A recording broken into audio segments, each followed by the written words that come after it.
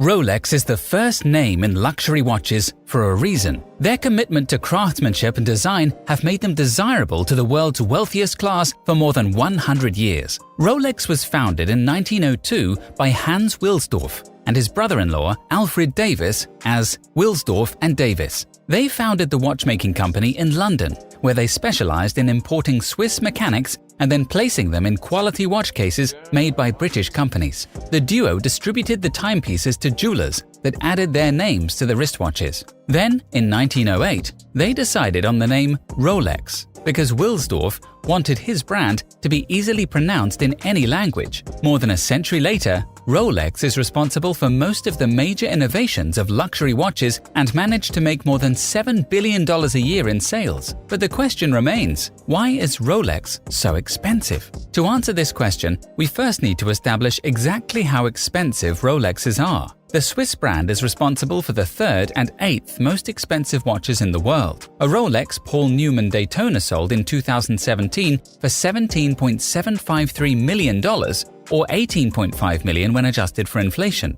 After 12 minutes of bidding, the watch was sold to a bidder on the telephone, setting a new record for the highest price ever achieved for a wristwatch at auction. More than 400 people from all over the world gathered at Philips's New York headquarters at 57th and Park Avenue for the winning Icons auction. The next most expensive Rolex was sold in 2018 in Geneva, Switzerland for $5.93 million.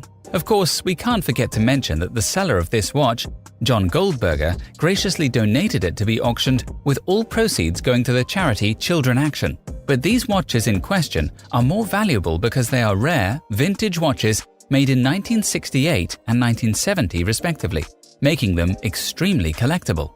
So how expensive is the average Rolex watch? The Oyster Perpetual is the lowest priced model of Rolex, and it costs a little over $5,000. It is important to understand that this is an entry-level price for the wristwatch. There are several other models for sale under $10,000, including the Explorer at a price of $6,550, the Datejust 2 for $9,000, the Submariner at a starting price of $7,500, and the Milgauss for $7,650. This may seem like a lot of money for the average person, because $7,000 could serve as the down payment on a car or a luxurious vacation. But these entry-level watches are not representative of the higher-end Rolexes, which regularly sell for more than $20,000. This cost can be explained in a number of ways.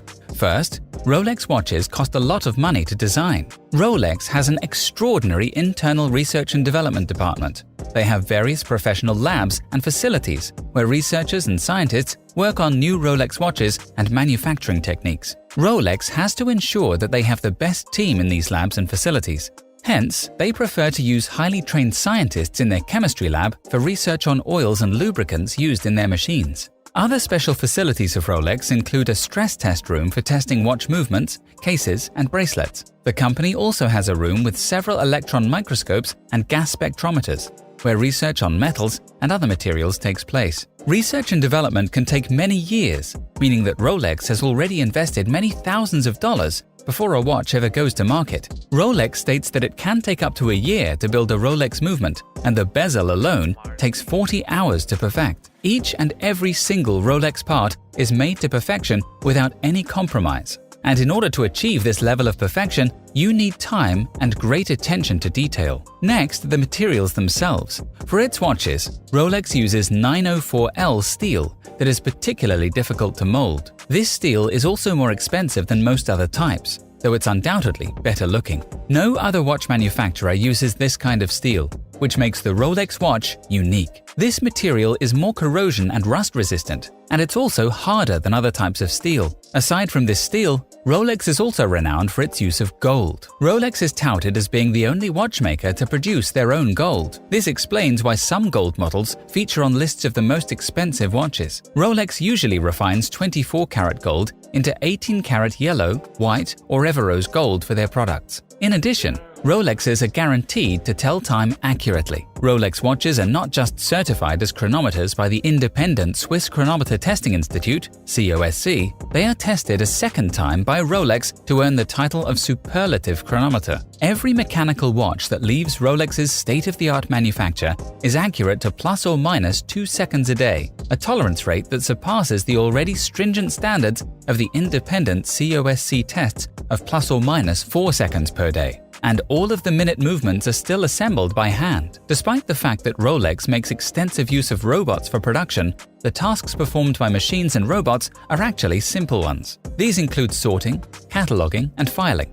In fact, watch movements and bracelets are usually hand-assembled. Before watches are sent to COSC for chronometer certification, they are often double-checked and tested by humans to ensure high quality. This is even more remarkable considering that Rolex produces between 800,000 and 1 million watches a year. By producing so many pieces in-house, Rolex is able to control the production and ensure that every piece is held to the same strict standard. It also allows Rolex to be truly independent since they aren't reliant on other companies and manufacturers for their parts. In addition, these watches hold up under pressure. This all began with the launch of the Rolex Submariner in 1953. With the Submariner, a professional dive watch capable of fathoming depths of 100 meters opened the hatch on a new underwater world and became a vital part of the James Bond persona. Today, this iconic dive watch is water-resistant to 300 meters and features a scratch-resistant ceramic insert on the rotating bezel and a cool, long-lasting blue luminescence. The 40mm steel Submariner model with a black Cerachrome bezel and black dial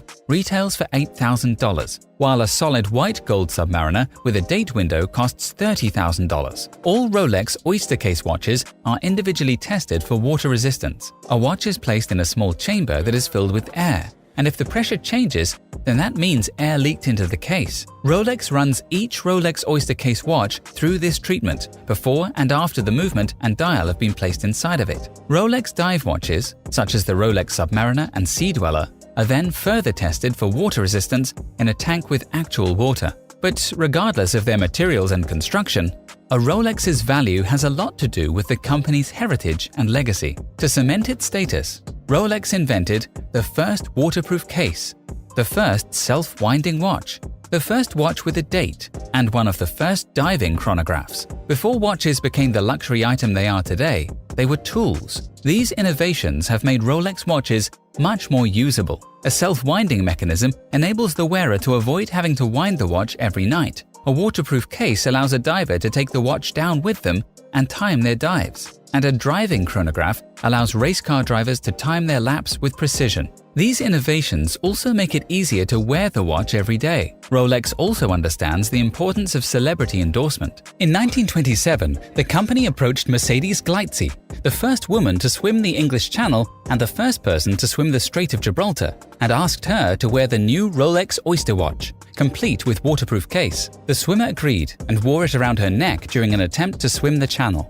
Though she didn't actually complete the swim on that attempt, Gleitze's celebrity status catapulted Rolex's name into the public consciousness, and Rolex was able to talk up the fact that the watch kept time even after being submerged in cold water for hours. This greatly increased brand awareness and the public's opinion of Rolex's quality. Since then, Rolex has gotten its watches in the hands of many of the world's most powerful celebrities, like Brad Pitt, the Dalai Lama, Che Guevara, Fidel Castro, Mao Zedong, and Drake. Very few qualities unite this group besides their love of quality watches.